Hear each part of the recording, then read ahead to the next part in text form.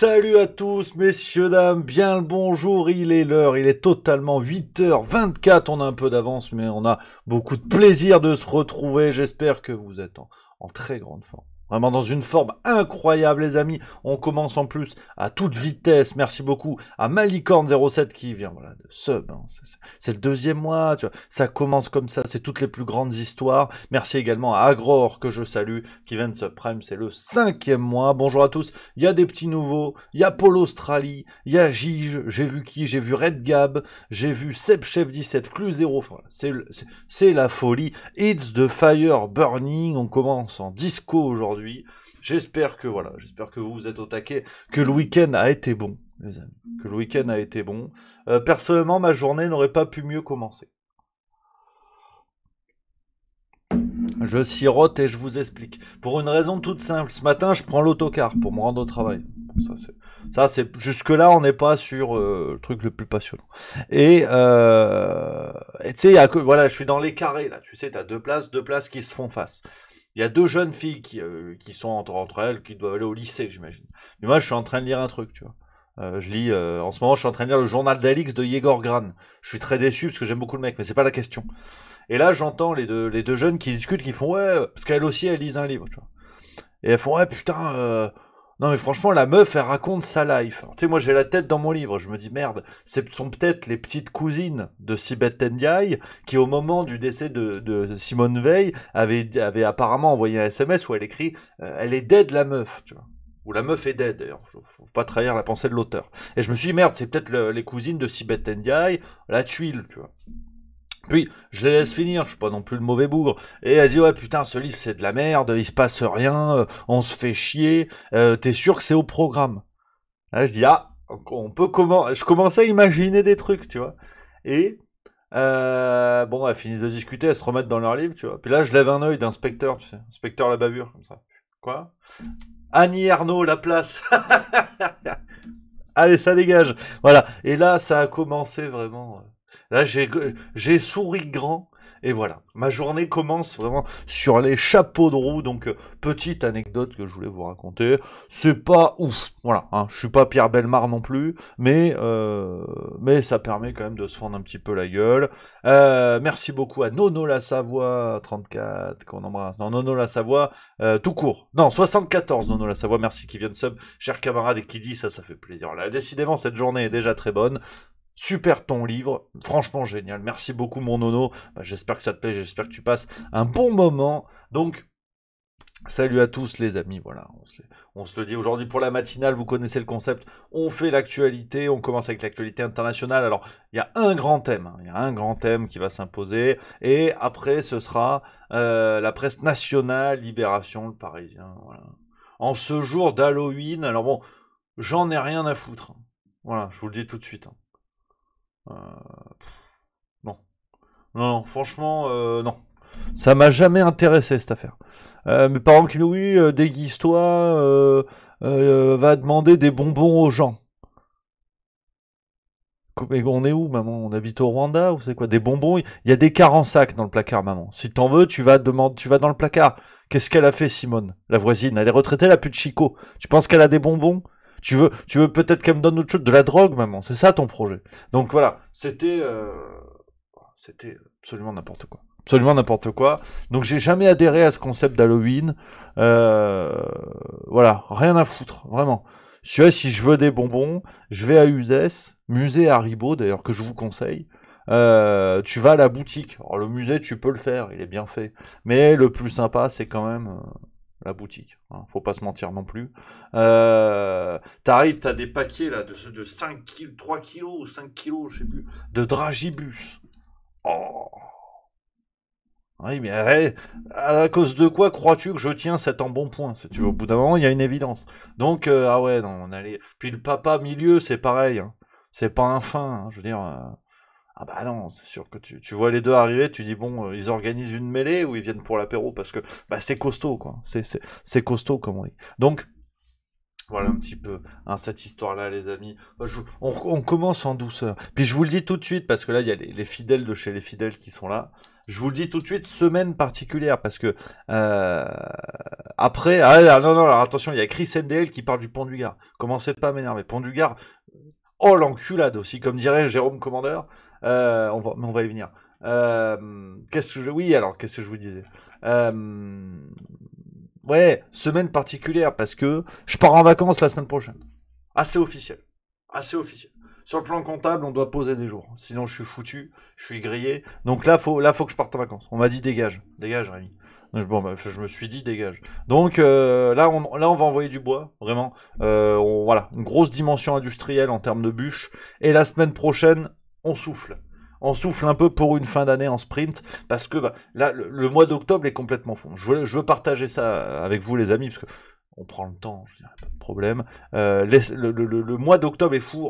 On a battu, c'est officiel en fait. On est le 31 octobre, mais on l'avait déjà battu hier soir. Le record historique du nombre de vues sur Juste Milieu, la chaîne YouTube, c'est complètement dingue. On est à quasiment 2,4 millions de vues sur le mois d'octobre. C'est complètement fou, je vous le dis. Et tout ça, c'est grâce à vous, les amis. Donc voilà, c'est fou. C'est fou. On est sur une trajectoire ascendante, hein, je veux dire, en termes de courbe sanitaire, donc complètement fou, complètement zinzin. Petite semaine de vacances et on repart pleine balle. Jusqu'aux fêtes. Après, bon, les fêtes, tranquillement, je vais entretenir mon diabète et mon gras de ventre.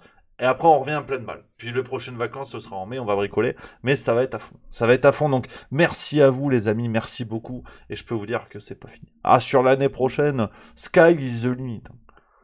Ah, on va partir sur des projets... Ça va aller dans tous les sens, hein, je les promets. Mais toujours dans le sens de l'utilité des gens. On a envie de faire des choses un peu différentes, tu vois. Enfin, on va bien sûr continuer tout ce qu'on fait aujourd'hui, mais on se dit, il faut aider les gens. Si on se fait avoir au niveau de la santé, au niveau de l'actu, c'est qu'on se fait avoir ailleurs. Donc il y a un truc à faire, il y a un truc à tester. On verra les amis, on va voir ça. En tout cas, que du plaisir et direction Barcelone. Ouais, je suis monomaniaque, moi, je vais pas vous mentir. J'aime bien un endroit, j'y vais. Ça fait 3 fois en 1 an et demi. Mais bon, je suis bien là-bas. Tu sais, je suis bien parce que bon, j'arrive, je prends le bus. Pour pas te mentir, j'y vais en bus. En fait, je sais où est l'arrêt de bus. Je sais où est le restaurant où j'ai mangé du poulpe où c'était très bon. Bon, je vais y aller. Puis c'est tout. Non, mais il m'en faut pas beaucoup pour être heureux. Je vais pas vous mentir. Je pense que je vais aller me baigner. Bon, après, début novembre, ça va être chaud quand même. Mais on va bricoler. Donc, voilà les amis, je vous raconte ma vie, mais c'est quand même pas le sujet. T'en as qui sont venus au départ, qui se sont dit, bon vas-y, raconte-nous l'actu. Raconte-nous l'actu ménestrel de l'humour. Et bon, l'actu, c'est le grand thème, on va y aller pleine balle, parce que c'est vrai qu'il faut attaquer. On repapotera après, vous inquiétez pas. On fera une mi-temps entre l'international et le national, puis on fera à la fin. À la fin, on va papoter. Donc vous inquiétez pas.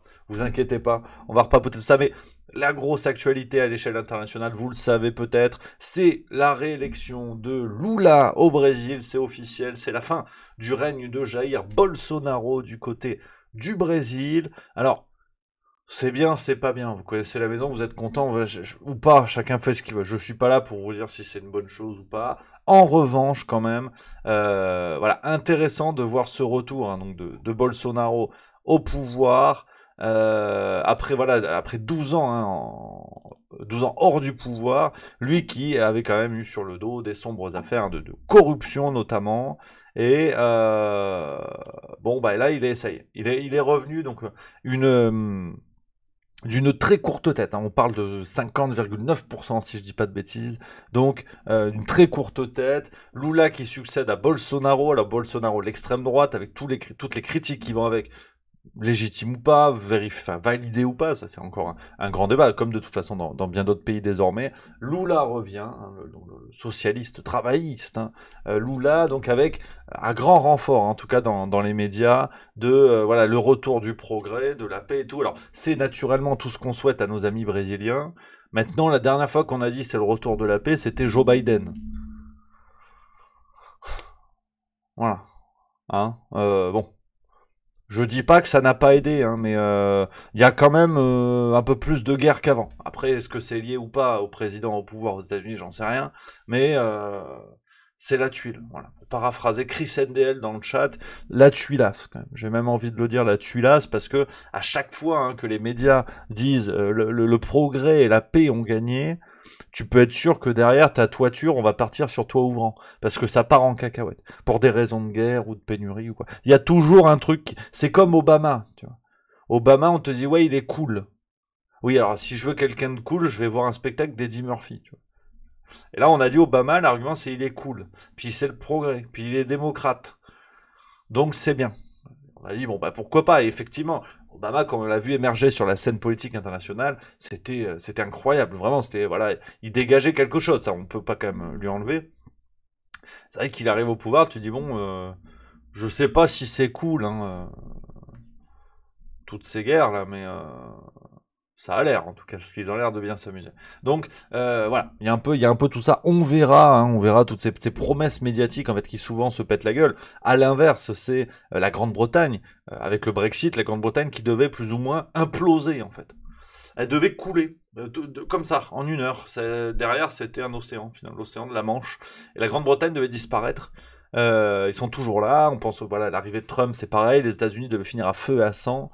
Euh, bon bah pas tant que ça. Enfin en tout cas ça s'est pas forcément distingué des mandats précédents et suivants.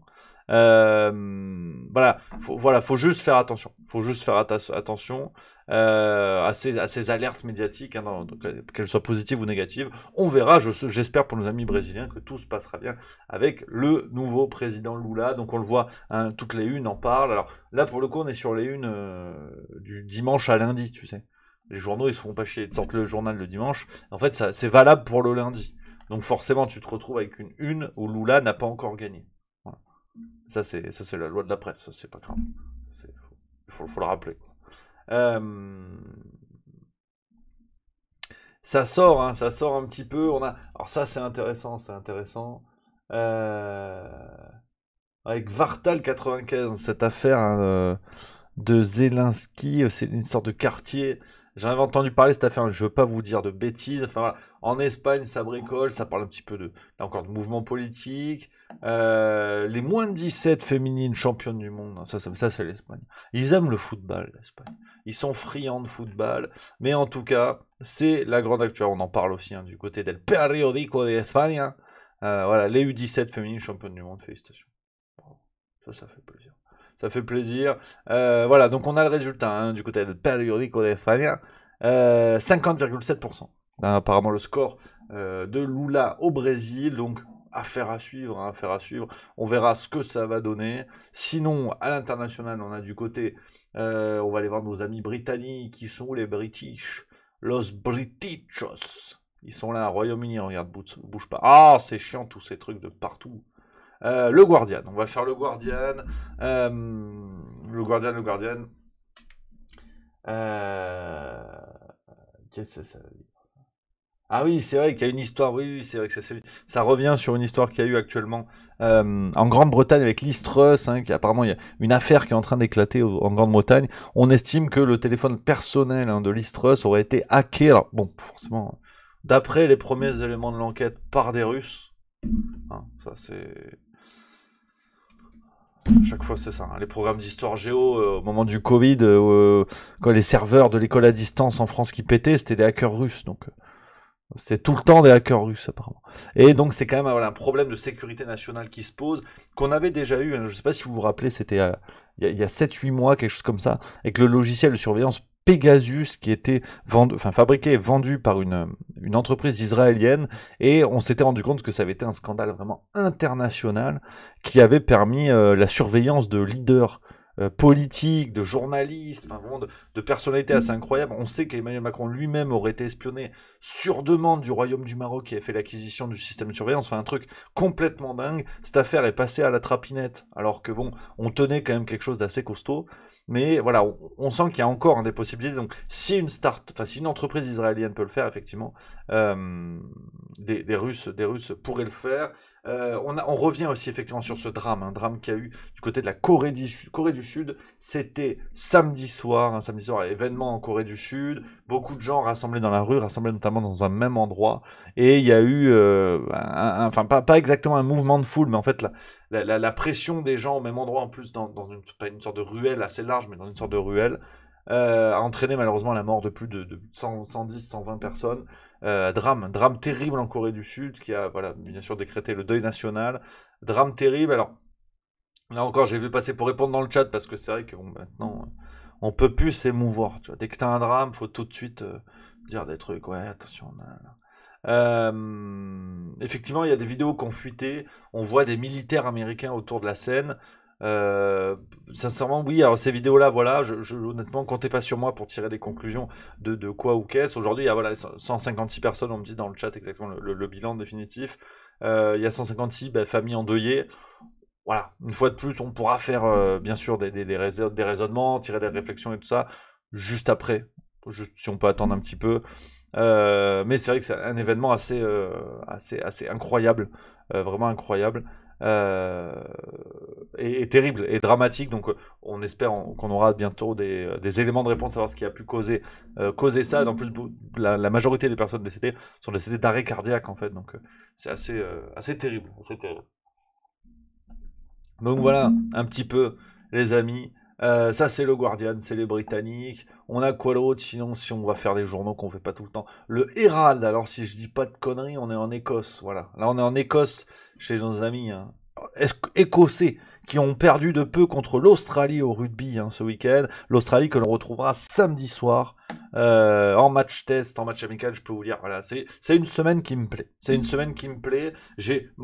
Voilà, mon départ en vacances est prévu dimanche, parce que samedi soir, il y a rugby. Faut être organisé dans la vie. Et donc voilà. Voilà. On a quoi du côté de l'Écosse?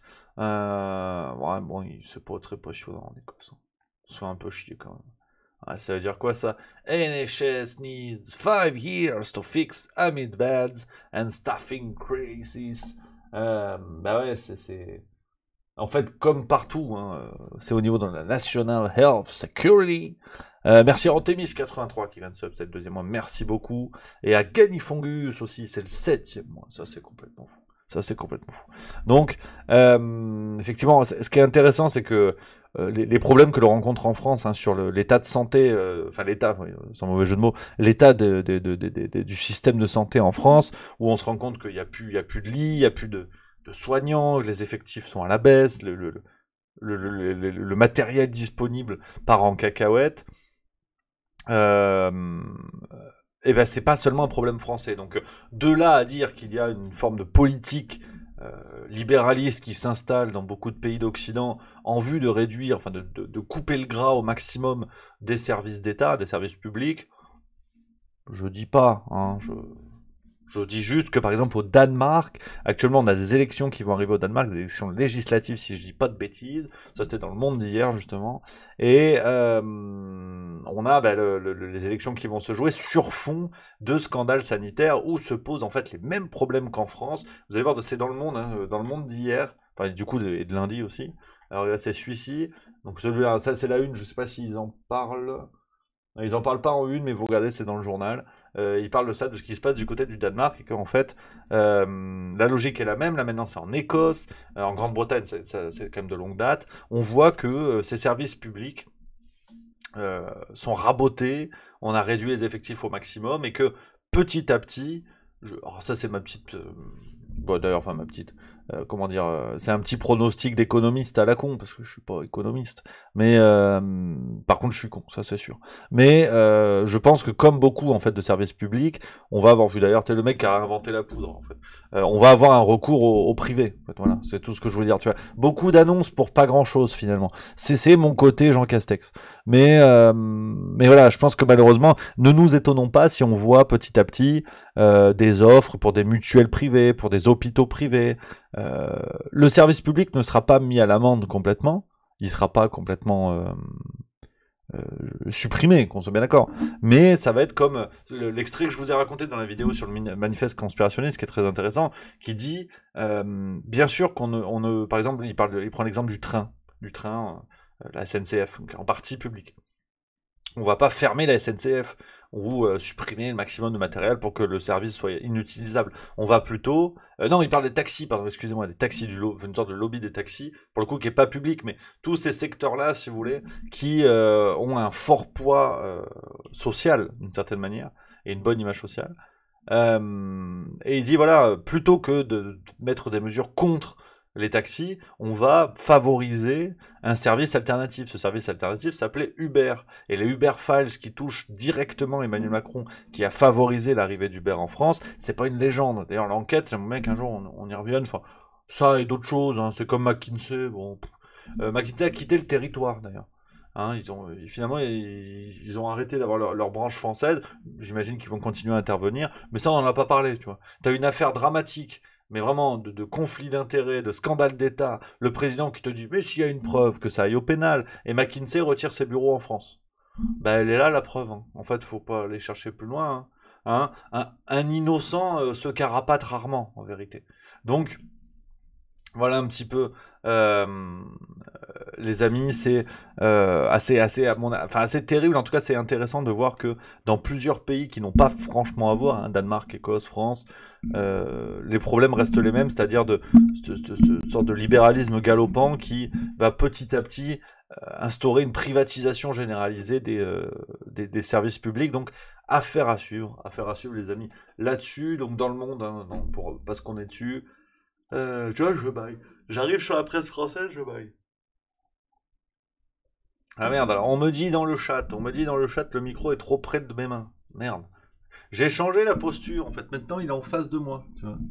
Oui, je tente des trucs. Vous dites si c'est bien, si c'est pas bien. Si on entend bien, si on n'entend pas bien. Donc, voilà, là, la une du Monde, avec la stratégie de Macron, trouble la droite et son camp. Bah, on a simplement, en fait... Nicolas Sarkozy, hein, qui affine sa stratégie, qui l'affine et qui l'affiche vis-à-vis d'Emmanuel Macron. On sait désormais que euh, la droite, comment dire, enfin, joue sa survie en fait. Joue sa survie et elle a bien compris que elle ne pourrait pas la jouer auprès de ses électeurs. Elle va être obligée de faire un mouvement politique qui sera celui. Tu vois, ça me fait mal. Dès que je parle politique française, c'est chiant. Qui sera celui d'un rapprochement avec la République en marche. Pourquoi pas une sorte de fausse alternance qui est déjà annoncée dans la presse. D'ailleurs, Emmanuel Macron qui voudrait reprendre le pouvoir en 2032 et trouver son Dimitri Medvedev, comme avait fait Poutine à une époque. On verra, mais en tout cas, il y a cette position-là aujourd'hui qui est en train de se dessiner d'un Nicolas Sarkozy qui ne se cache même plus de soutenir Emmanuel Macron, de se sentir proche d'Emmanuel Macron, malgré toutes les affaires qu'il a aussi de son côté. Ce qu'on appelle un mentor, hein, effectivement, et la filiation est toute trouvée sur le plan judiciaire. Donc, voilà, affaire à suivre là-dessus. Mais intéressant quand même ce mouvement politique. Donc ça, c'est pour le monde, hein, du côté de la France, hein, en vérité. Alors Frankfurter Allgemeine, alors tu vois, euh, on reproche souvent aux Allemands d'être austères, chiants, pénibles, des choses comme ça, tu vois. Bon, alors tu regardes l'un de leurs plus gros journaux, effectivement, ça transpire pas le fun, quoi. Voilà. T'as une image et c'est un tableau qui doit être du 16 ou du 17e. Voilà, c'est tout. Le reste, c'est du texte. Là, t'as un rectangle rouge. À mon avis, c'est la partie punk de la revue. Mais voilà, puis de toute façon, je parle pas allemand. Donc en fait, je vous montre ça juste pour le lol, parce que je comprends pas un foutu mot. Hein. Et voilà. Hein. Coalition. Allez, tu vois, j'ai commencé avec l'accent espagnol, donc ça n'a rien à voir en fait. Oui. Donc, ouais, non, c'est Ausfuhr van ukrainischem Getreide gestoppt. Qui doit vouloir dire au secours, les Ukrainiens subissent la guerre, à mon avis. Je sais pas si on a des germanistes hein, dans l'histoire, mais je suis peut-être pas loin parce que gestoppt, peut-être ça veut dire arrêter, tu vois. On doit être pas trop loin. Ça doit être pas. Mais c'est vrai que c'est une vanne que j'aime bien. Il y a 96 Nano Fromage qui le dit. Ça me fume à chaque fois le coup du journal allemand. Mais blague à part, honnêtement, blague à part. Tu te dis, ouais, les Allemands, ils sont austères, ils ont des chaussettes dans leurs claquettes. Claquettes Birkenstock. N'en déplaise à personne. Tu dis, mais non, c'est le fun, les Allemands, c'est les saucisses. Tu regardes le journal, tu dis, ah oui, putain. C'est. Ah, c'est pas le Brésil, hein. Donc voilà, ça c'est. Mais on va voir, attends. Faire les autres journaux allemands un peu la gueule qu'ils ont, parce que on tape toujours sur le même. Ouais, tu vois, bon là ça va, eux ils ont mis Lucky Luke. Le Süddeutsche Zeitung, eux ils ont mis Lucky Luke. Voilà, ça à la limite ça va. Et une dame, je sais pas qui c'est cette dame. Mais t'as quand même du texte, hein.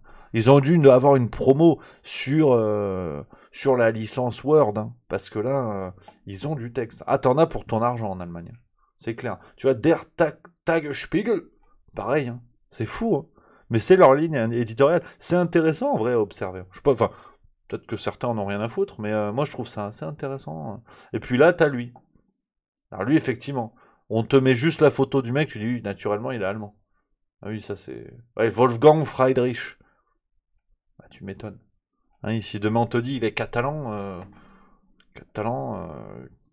non. Chercher une vanne là-dessus, les catalans, mais tu vois, parfois, faut pas y aller. C'est... voilà, faut réfléchir, souplesse. Souplesse et étanchéité. On va finir le petit tour international, les amis, avec El Corriere della Sera, qui est chez nos amis italiens. On embrasse l'Italie. Et c'est vrai que ça bouge pas mal. Ça bouge pas mal euh, en Italie avec donc le nouveau ministre de la Santé, si je ne dis pas de bêtises, un certain, j'ai plus le nom, je vais pas vous dire de bêtises, je vais le paumer, mais en tout cas ça bouge pas mal. Nouveau ministre de la Santé en Italie qui s'empare des problématiques de Covid. Apparemment l'Italie suivrait la voie de l'État de New York sur la réintégration des soignants non vaccinés. Y a ce bruit-là qui est sorti à plusieurs endroits. J'ai commencé à le sourcer, mais à mon avis, on est sur quelque chose d'à peu près ok. Je vais continuer à bosser dessus, on en reparlera dans le Juste Bistrot demain. Mais mouvement intéressant en Italie. On parle également du Brésil. On reparle de ce qui s'est passé, hein, du côté de la Corée du Sud. Donc voilà, l'Italie. En fait, on reparle de tout ce qu'on a dit, en vérité. Mais tu vois, c'est l'Italie déjà. T'as des photos, t'as des trucs comme ça, t'as une pub de bagnole. En fait, c'est marrant. Un jour, on devra faire un jeu à savoir quelles sont l'origine des journaux, tu vois. Parce que c'est vrai qu'en fait, ça ressemble, hein. Tu vas en Italie, t'as un truc de tuning de bagnole. Voilà. Et tu vas en Allemagne, t'as bah rien en fait. T'as rien. C'est non, c'est assez surprenant. Donc voilà un petit peu les amis sur la presse internationale avant d'aller voir Libération. Voilà, c'est pour ça, je laisse toujours un petit laps de temps parce que sinon il y a un boulon qui pète, il y a un truc comme ça. Donc voilà, non non, c'est le plaisir, c'est le plaisir. Euh, qu'est-ce qu'on peut se dire de plus? Ah si, tiens, hier, rien à voir aussi, rien à voir. Mais vraiment rien à voir. Euh, petite interlude, tu vois, parce que après c'est Libération, donc voilà. Hier, j'ai vu The French Dispatch de Wes Anderson. C'est un cinéaste, hein, qui est génialissime, génialissime. Je crois qu'il est américain, mais je suis pas sûr. À mon avis, il est peut-être australien ou un truc comme ça. Je vais pas vous dire de bêtises, on vérifie ça. Il est totalement américain. Voilà, Houston, Texas, ça c'est Cowboy. Et formidable. Enfin, j'adore Wes Anderson, vraiment. Si vous ne connaissez pas, n'hésitez pas à aller voir ses films. Vous avez le choix. Il a fait un peu d'animation avec par exemple Fantastic Mr. Fox, L'île aux chiens. Mais sinon, je vous recommande le Grand Budapest Hotel. C'est un de ses films. Les histoires sont toujours un peu sympatoches.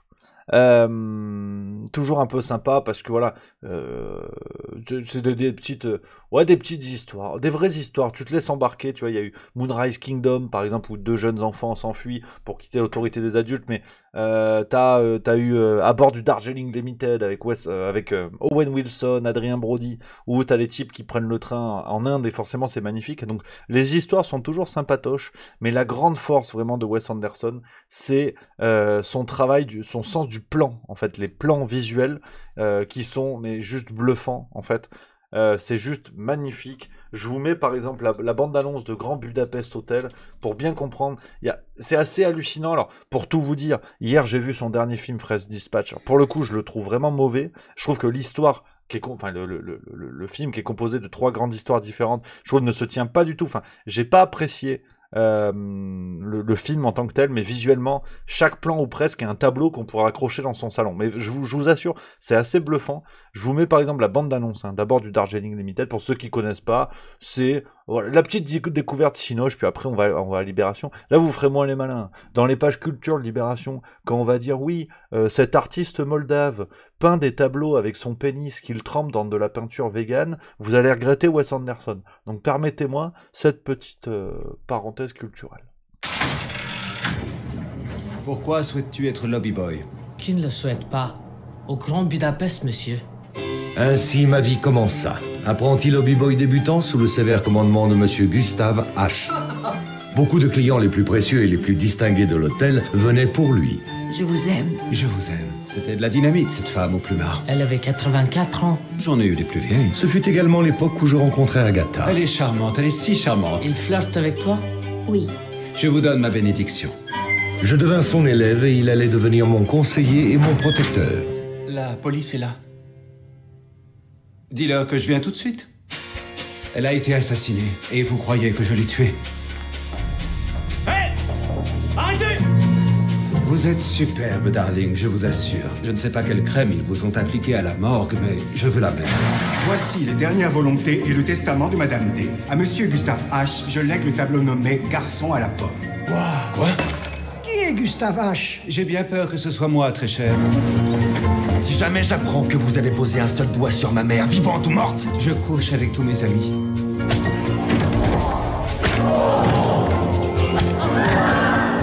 Il faut faire un projet pour ta survie. Cache ça. C'est un code et il te faudra une loupe pour le lire, mais il t'indique où et comment retrouver le garçon à la pomme. Je suis boulangère. Tu es Je la suis pas meilleure. une fourgueuse si c'est le bon terme.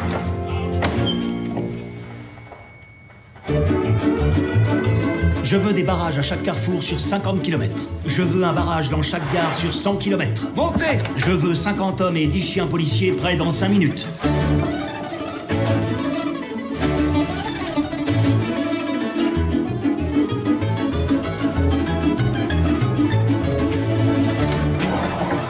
Vous ne pouvez l'arrêter juste parce que c'est un foutu immigré. Et lâchez tout de suite mon lobby boy!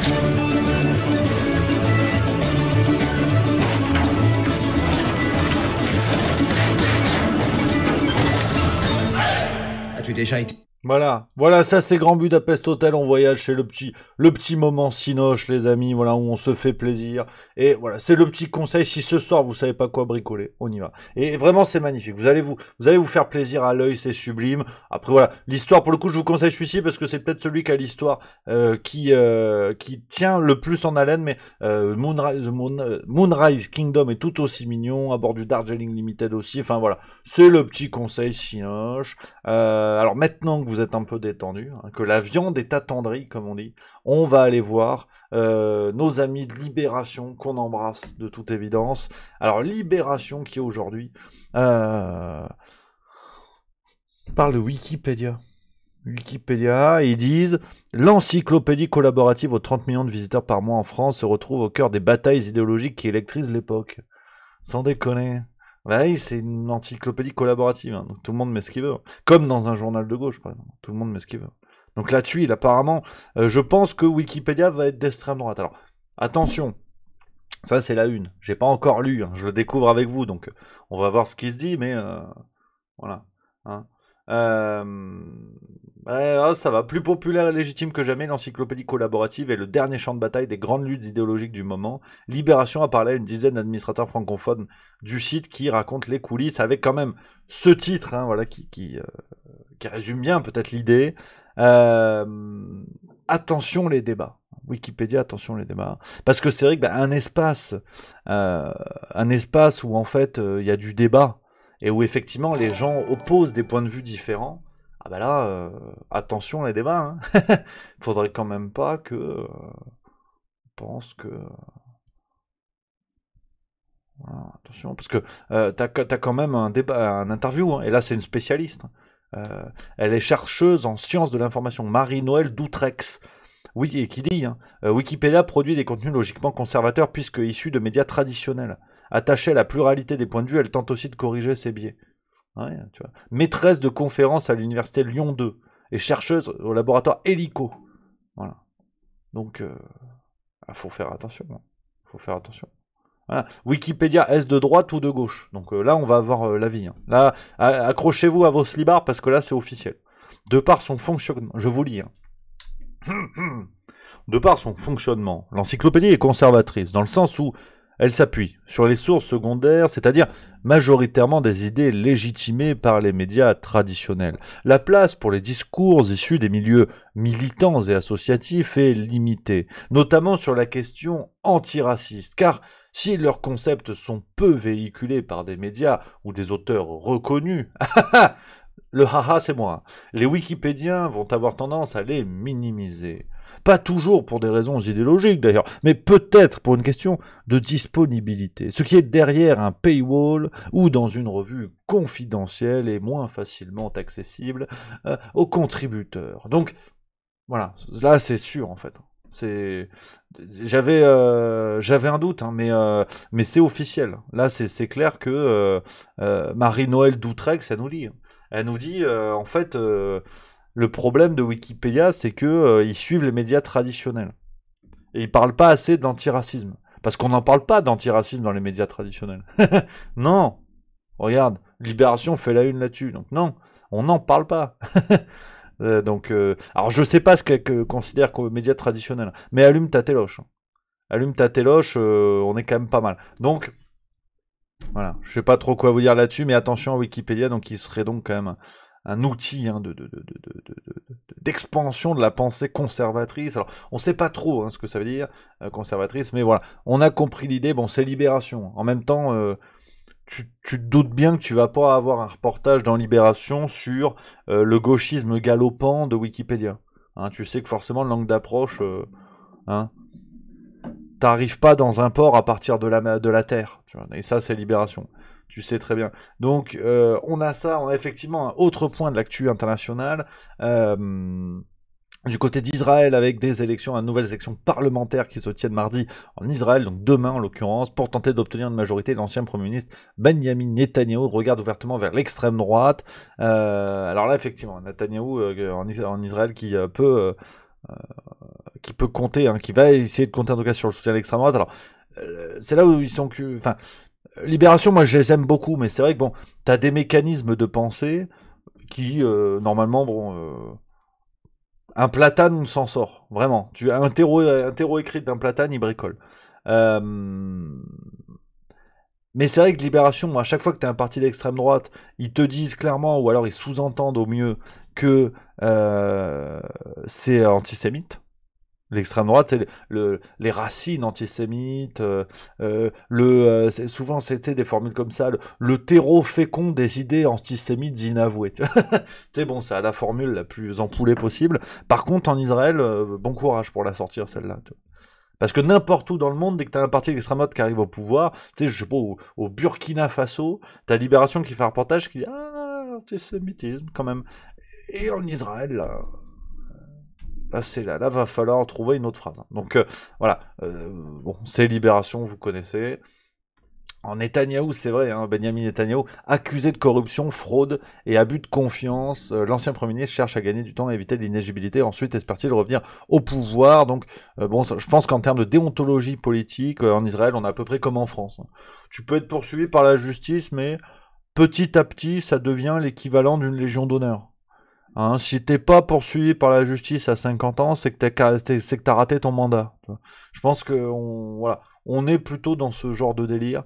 Donc, affaire à suivre, direction demain pour les élections en Israël. Chez Europe Écologie des Verts, des féminismes irréconciliables. Alors celle-là, parce qu'on parle, je vous lis le chapeau, et puis après, voilà, c'est une séquence que vous avez peut-être vue, mais on va revenir dessus. Au sein de la formation écologiste, les exigences et les méthodes des militantes radicales suscitent le malaise d'élus plus modérés qui hésitent encore à hausser la voix. Des divergences pesantes à l'approche du congrès du parti en décembre. Alors, Libération comprend enfin que le féminisme n'est pas quelque chose de monolithique, où toutes les femmes se battent dans le même sens pour la simple et bonne raison qu'elles ont un vagin. Alors même ça d'ailleurs c'est pas si évident, mais le féminisme a effectivement des tendances, des nuances. Toutes les femmes ne sont mécaniquement pas d'accord entre elles parce qu'elles sont des femmes. Voilà, hein, c'est un petit peu plus fin, c'est sûr que c'est pas Raphaël Rémy Leleu, c'est pas Caroline de Haas. Faut être plus fin, plus fin. Hein, c'est comme t'as des hommes qui violent des femmes, hein, qu'on appelle des salauds, qui ne fait pas de tous les hommes des salauds. Ouais, ça réclame un peu de jugeote. Bon, tu poses pas l'après-midi non plus sur le plan des ressources humaines, mais en 4-5 minutes, t'as compris que ça pouvait être plus fin, quoi. Tu peux t'en sortir. Tu peux t'en sortir. Donc, ça, c'est du côté d'Europe Écologie Les Verts. Mais il faut quand même, et je vais la chercher, il faut quand même revenir. Parce que Sandrine Rousseau, je dis, je suis désolé parce que j'avais déjà dit dans la farce tranquille la dernière fois, il y a une forme d'acharnement sur Sandrine Rousseau. Maintenant, le grand problème des conneries, enfin des idiots aussi, c'est que ça émane souvent des idiots. Alors, qu'il y ait un acharnement sur Sandrine Rousseau et que chaque déclaration soit scrutée, j'en conviens, c'est peut-être un petit peu excessif. Mais, quand on a ce genre de déclaration, forcément, ça pue. Non mais juste explique, soyez un tout petit peu net pour éviter qu'il y ait des coupures d'électricité pendant l'hiver. Je reviens là-dessus. Nous votions la réouverture des centrales à charbon au moment même où arrivait à l'Assemblée nationale le nuage de fumée des incendies de Bordeaux. Nous avions la gorge qui gratillon, nous avions les yeux qui brûlions et nous votions, pas nous, mais la majorité. Nous avions la gorge... Ah, vous l'entendez pas, merde. Regarde, on le remet parce que ça c'est... La réouverture. Ça c'est pépite, on le remet. Des centrales à charbon au moment même où arrivait à l'Assemblée nationale le nuage de fumée des incendies de Bordeaux. Nous avions la gorge qui gratillon, nous avions les yeux qui brûlions et nous votions. Pas ça, Sandrine. Pas maintenant. Pas après tout ce que tu as fait, Sandrine. Ah, Patrick. Ouais, non, ça c'est pas possible. Mais bon, d'une certaine manière, elle a raison. Oui, non, mais je vais en choquer plus d'un. Mais elle a raison. Elle a raison parce qu'à partir du moment où tu peux déconstruire le langage, l'écriture inclusive, il, yel, YOLO, tu vois, tu mets ce que tu veux. Après tout, pourquoi pas au niveau verbal? Non mais c'est... Et le pire, c'est que je suis sérieux en vous disant ça. Je déconne pas. Alors, bien sûr que je trouve que l'écriture inclusive est une escroquerie intellectuelle, voilà, que ce soit dit. Mais si tu te mets dans leur raisonnement, où le langage, de toute façon, n'est qu'une forme d'oppression, en l'occurrence sexuelle, qui fait des femmes un genre secondaire, qui devrait retrouver toute sa place à travers le biais d'une écriture inclusive, qui est tellement inclusive que la lettre qui est censée inclure le genre féminin est séparée d'un point. C'est tellement inclusif que c'est comme ça. Mais... Après tout, si le langage est une oppression sexuelle, ça peut être une oppression sociale. Parce que il est vrai que dans les couches les plus basses de la société, la maîtrise du français peut être problématique. Il y a des niveaux de maîtrise du français qui sont plus faibles que dans des couches les plus élevées. Donc si on considère que le langage est un moyen d'oppression sociale, là je deviens gauchiste, tu vois. Vraiment, je suis de gauche là maintenant. Enfin, je suis de cette gauche-là, parce qu'en fait, être de gauche, c'est méchant pour les gens qui le sont vraiment. La néo-gauche, tu vois. Parce que maintenant, t'as les post-fascistes, donc il y a les post-gauchistes. Voilà, je fais les post-gauchistes. Pourquoi pas la gorge qui gratillon? Qu'est-ce que tu vas faire de toute façon? T'es contre le progrès? T'es raciste? Voilà, donc interrogez vos propres biais, d'accord? Après on en reparlera. Bande d'affreux conservateurs. Donc non, moi je pense que la gorge gratillon, de toute façon. Donc elle a raison. C'est une langue vivante, voilà, faut se faire plaisir. C'est Offert 60 qui dit ça. Et puis après tout, le français est une langue vivante, laissons-la vivre. Voilà, j'ai la gorge qui gratillon, j'ai la quéquette qui collion, j'ai les bonbons qui font des bons. Et puis voilà, qu'est-ce que tu veux que je te dise? Voilà, arrêtez d'avoir envie de biaiser comme ça en permanence. Tout ce que dit Sandrine Rousseau. Vous avez envie de biaiser tout le temps, je biaise, ça suffit maintenant, dirait Benjamin Griveaux. Merde. Ah non, mais tu vois, je suis énervé là. Voilà, ils m'ont énervé. Donc voilà, et c'est pour ça, Libération, ils sont en train d'interroger leur présupposé de genre, c'est tout. Donc voilà, des féministes irréconciliables, parce que les femmes, normalement, elles sont d'accord entre elles, parce que c'est des femmes. Voilà, hein, et ça, c'est le féminisme. Si tu dis le contraire, t'es pas féministe. Voilà. Alors arrête de dire le contrarion du féminisme. Voilà. Donc, ça, c'est libération, du coup. Nous avions la gorge qui libération, c'est tout. Donc, avec l'inflation en direction la récession, donc les pages économie de Libération, où effectivement ça devient de plus en plus chaud. Alors on saluera la photo qui met quand même en avant une paire de claquettes assez sympatoche. Ça c'est l'esprit camping, ça me parle. Donc voilà, les pages éco effectivement risque de récession du côté de la France. Même chose d'ailleurs en Allemagne, ce qui serait une première depuis un joli paquet de temps. Donc voilà ce qu'on a d'autre. Alors Dieudonné, on parle de Dieudonné dans Libération. Noémie Montagne, compagne jusqu'en 2017 de l'humoriste multicondamné, a déposé plainte contre lui mardi dernier pour escroquerie et harcèlement, des accusations qui fragilisent le système mis en place par le polémiste pour protéger son business. Voilà, donc ça, Dieudonné apparemment encore dans la sauce sur ces affaires-là. J'ai pas encore lu le paplard. Je vais le lire, je vous dirai. On va voir ce qu'il en est. Effectivement, peut-être c'est sérieux, peut-être c'est officiel. C'est peut-être une vraie affaire. C'est vrai que le problème avec Dieudonné, c'est qu'il y a tellement eu de choses qu'à chaque fois on dit ouais, ils abusent, ils sont tout le temps sur son dos et tout. Mais il y a peut-être aussi des vrais motifs, tu vois. Faut aussi être prudent. Donc affaire à suivre là-dessus. Le drame de Séoul en Corée du Sud, on en a parlé. On a quoi?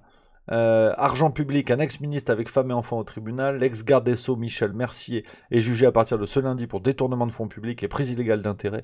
Libération a pu consulter le dossier de cette enquête ouverte rapidement après l'affaire François Fillon. Donc à n'en pas douter, il sera bientôt Légion d'honneur parce que c'est la classe, je veux dire. Détournement de fonds publics, c'est bien. Prise illégale d'intérêt, c'est bien. C'est bien. Faut avoir une Lamborghini. Pour espérer être ministre de la Justice, faut se payer une Lamborghini avec du pognon un peu flou. Là, tu peux franchir les échelons. Avant, c'est chaud.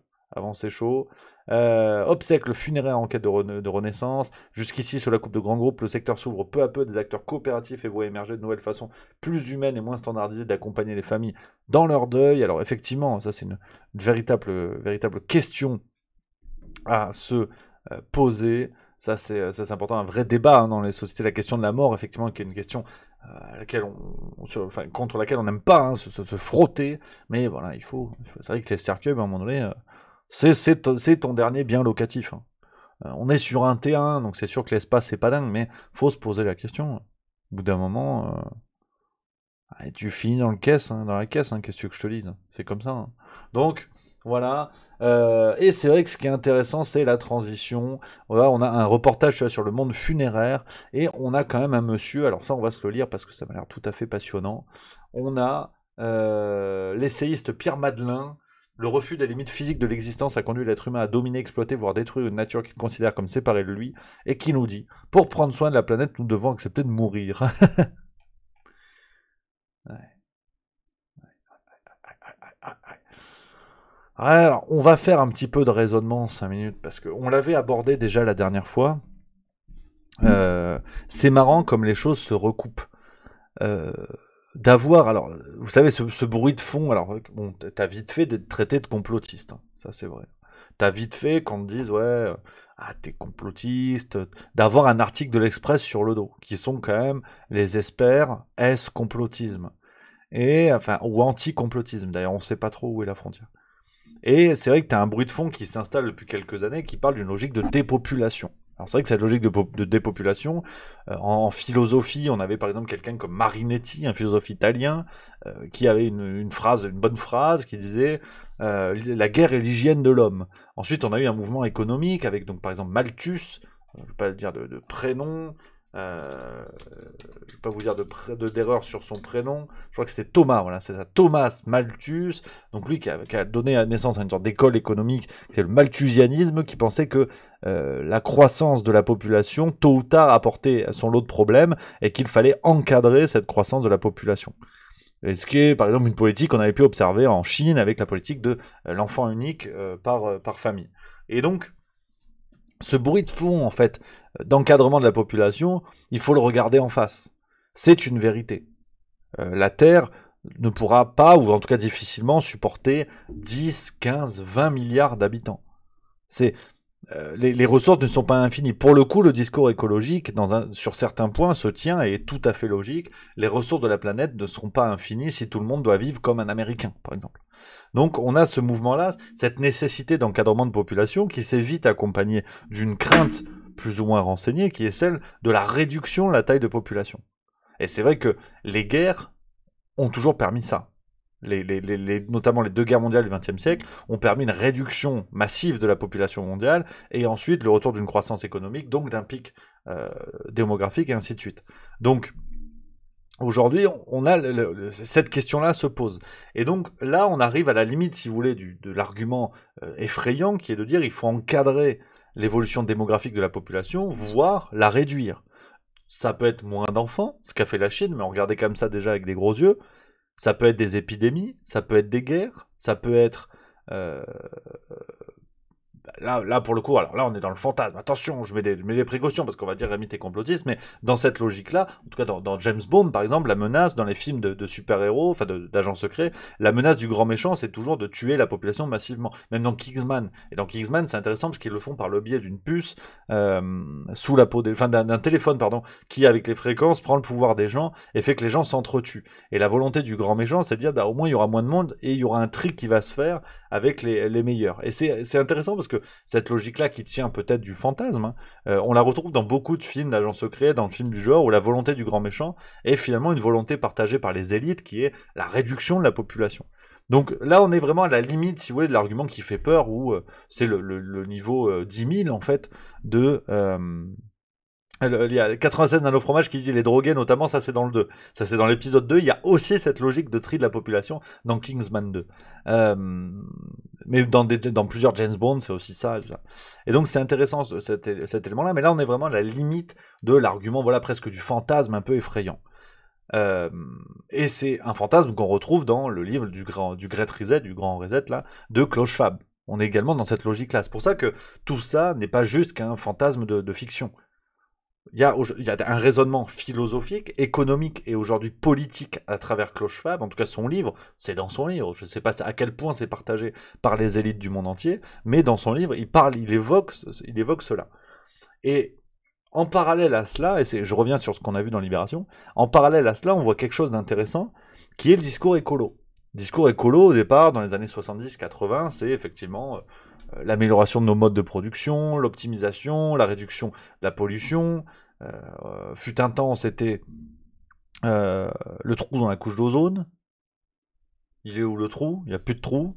Mais en tout cas, on avait un combat qui était plus terre à terre, sans mauvais jeu de mots, qui était moins dans une logique idéologique. C'était plus du enfin, le combat écologique passait d'abord par les actes auxquels on pouvait adhérer ou pas. C'est le démontage d'un McDo du côté de Millau par Noël Mamère, par exemple. Ou José Bové, Noël Mamère. J'ai toujours un doute. Ça, c'est la moustache. Oh, on va vérifier ça. C'est José Bové, voilà, pardon, c'est José Bové, excusez-moi. Démontage du McDo par José Bové. Donc on avait des actes auxquels on pouvait adhérer ou pas, mais on n'avait pas ce prosélytisme qui est celui de l'écologie actuelle, où on allait chercher une sorte de divinité à couette qui s'appelle Greta Thunberg, où les actes ne comptent. Les actes comptent, mais passent dans un second plan. Ce qui compte, c'est de mettre un pouce sur Twitter, de mettre un carton en disant « je vais sauver la planète », mais les actes du quotidien en tant que tels n'importent plus vraiment. C'est l'illusion de l'engagement qui prend le pas. Donc on est dans cette forme-là, et en plus, cela s'accompagne d'un discours presque eschatologique, donc c'est-à-dire qui vise la fin des temps, qui vise l'écroulement de notre monde, où on explique en fait, avoir des enfants n'a plus de sens, ça pollue, avoir un gosse, ça pollue, nos modes de vie polluent, et il faut accepter que, c'est ce que dit le monsieur, l'essayiste Pierre Medelin, dans Libération, c'est pour ça que je vous parle de ça, pour prendre soin de la planète, nous devons accepter de mourir. Et on a ces deux discours qui, au demeurant, n'ont rien à voir. Parce que le discours de réduction de population est quand même un discours qui est généralement porté par les élites de ce monde, qui n'est pas porté par les gens les plus pauvres en Afrique noire qui vont dire tiens, ce serait génial si on crevait. C'est surtout porté par les élites. Et en parallèle, on a vu le discours écologiste qui, petit à petit, est venu se confronter, voire fusionner avec ça. Et on a des élites désormais, enfin on a des personnalités, pardon, à la fois qui font partie des élites et à la fois qui semblent être engagées écologiquement, avec tout vraiment... tout l'aspect risible que ça comporte. Hein. C'est Marion Cotillard qui fait des leçons d'écologie et qui est prise en photo dans un yacht, tu vois, des choses comme ça. Donc on voit bien que tout ça n'est qu'un discours de façade, mais c'est intéressant en fait de voir le parallèle entre ces deux discours. Voilà.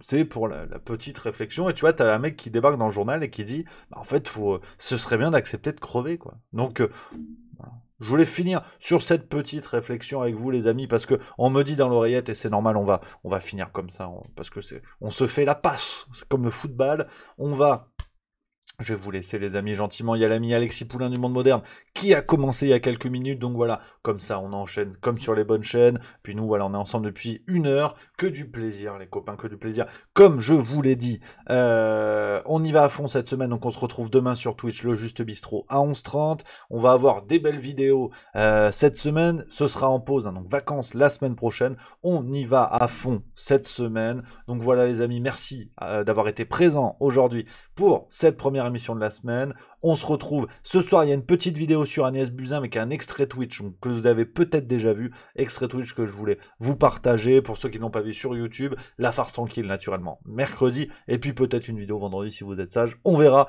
les amis, je vous salue, je vous souhaite une excellente semaine, on va faire le raid chez l'ami Alexis, c'est normal, regarde, attends, en plus je sais le faire maintenant, donc ça tombe bien, après attends, faut mettre crochet je crois, non? Faut mettre crochet ou faut pas mettre crochet? Je suis bon là, j'ai gagné? Raid le monde moderne. C'est bon ou pas? C'est gagné ou c'est pas gagné là? Voilà, régalions-nous, effectivement, mon Yaya du Sud qui dit ça. Voilà, on fait le raid. Normalement, j'ai lancé raid. Regarde, j'ai lancé raid pour aller chez l'ami Alexis Poulain. Donc voilà les copains, embrassez-le pour moi, on fait bisous à mon Alexis, voilà, on se fait la passe, c'est normal, tac, tac, tac, on enchaîne, je vous embrasse, je vous salue, bon voyage, bon monde moderne, comme on dit, c'est pas fastoche, je vous salue bien bas les amis, moi je me m'en pose, mais je laisse tourner la machine pour pas que ça coupe, parce que je sais pas trop comment ça peut. Allez, je vous embrasse, bonne semaine les copains, et à demain sur Twitch.